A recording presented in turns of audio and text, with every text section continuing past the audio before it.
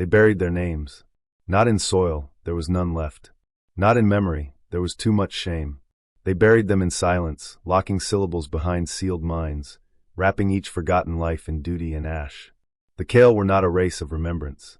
Once, perhaps, in the dreaming epics of their youth, they'd spoken of stars like they were siblings and named children after constellations. But that was before war. Before the fall. Before they chose to erase what hurt too much to hold. By the time humans arrived, the Kale no longer spoke of mothers, or fathers, or heroes. They lived in pure function, efficient, brilliant, empty. Their cities gleamed like frost across ruined moons. Their archives stretched for centuries, but were sterile, bloodless, full of censored gaps. When asked who built the towers, the Kale replied, "We do not speak of them." When asked why, they failed. So they buried the past, millennia deep, until humans began digging. We didn't mean to. At first, we simply admired, awed by their towering skylines and precision-built ecosystems. We asked questions, as we always did. Who dreamed this? Who risked for this? Who died for it? Silence. So we searched. In old tunnels beneath orbiting megastructures, in forgotten craters that still echoed with song-shaped ruins, in broken satellites where carved initials refused to fade, we found traces. Not of emperors or gods, but of people. One wore a flight suit with talon, etched in the collar.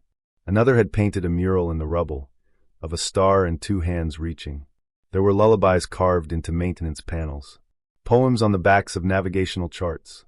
Names scrawled in reactor dust, never meant to survive but surviving anyway. They had been loved, and they had been lost. We gathered what we could. Archivists, artists, linguists. Not soldiers, not colonizers, just those who believed names mattered. That remembering was resistance. That legacy wasn't about triumph, but about truth. We asked the Kale for permission to preserve the fragments. They didn't forbid us, but they didn't help. "You chase ghosts," they said. "No," we replied, "we honor them." We started with one mural. On the side of a human outpost dome, visible from orbit, Talon, painted in deep starlight blue, beneath a rendering of her shattered ship. Around it, in dozens of human and alien tongues, she flew so others could breathe. A single Kale technician stood watching us from the distance. He didn't speak, but he stayed. Next came Jory, whose voice we found encoded in a broken beacon, still looping a song to her unborn child. We broadcasted at dawn from the southern comms tower. Some Kale turned away, but others paused. Soon we launched the Sky Archive project, a series of memory satellites, each shaped like the relics we uncovered. Inside, names, fragments, poems, paintings, music, each launched with ceremony, each visible from Kale worlds as new, glimmering stars. We called them constellations of the forgotten. At first, the Kale avoided them. Then, slowly, quietly, they began to visit, one by one. An elder paused beneath a projection of a ruined poem and whispered, "That was my mother's name." Another found a schematic signed by a brother they'd lost in youth. They touched the corner of the display and wept. We didn't ask them to speak. We simply listened. And then they began to help. They brought scraps, hidden caches, unmarked boxes from sealed vaults. Not grand things, no crowns or declarations, but small, aching truths. A child's sketch of a broken moon. A love letter left unsealed. A boot with the initials KF burned into the soul. With each offering, their silence cracked. And from the cracks, light. They started painting with us. Kale artisans joined human crews on scaffolding strung between asteroid colonies. We taught them how to blend pigment with vacuum seal tech. They showed us how to etch memory into starship hulls using ionic flare bursts. Together, we created sky shrines, massive displays projected into low orbit, forming constellations that told stories. Not of battles, but of births. Not of triumphs, but of tenderness. One shrine depicted a Kale nurse cradling a dying miner, her face smeared with blood and love. Another showed two engineers, hand in hand, surrounded by failing lights, their final message pulsing. We chose each other. The Kale began teaching their children these stories. Not as failures, but as roots.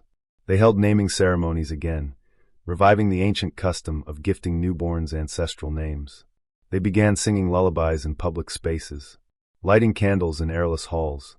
At one such ceremony, an elder turned to me, a gray-skinned man with trembling hands and a name he hadn't spoken aloud in 300 years, and said, "You gave us back our dead."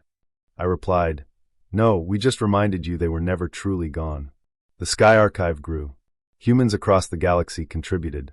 So did other species, each offering their own memories of the Kale. Testimonies from war allies, old love letters from interspecies couples, recordings of Kale laughter from before the wars. The Kale, who once erased history out of shame, now curated it with care. Every year, they celebrate the Festival of Names, a 3-day orbital event where sky shrines bloom in synchronized patterns. Each light is a story, each pulse a person.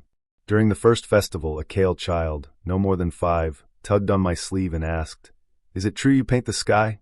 I knelt, smiled, and said, "Only with the names you give us." She handed me a paper, an old-fashioned, human sheet, crumpled but legible. It read, "My brother's name was Ryle. He was kind." We launched it that night. Now, when you look up from any Kale world, you will see Ryle.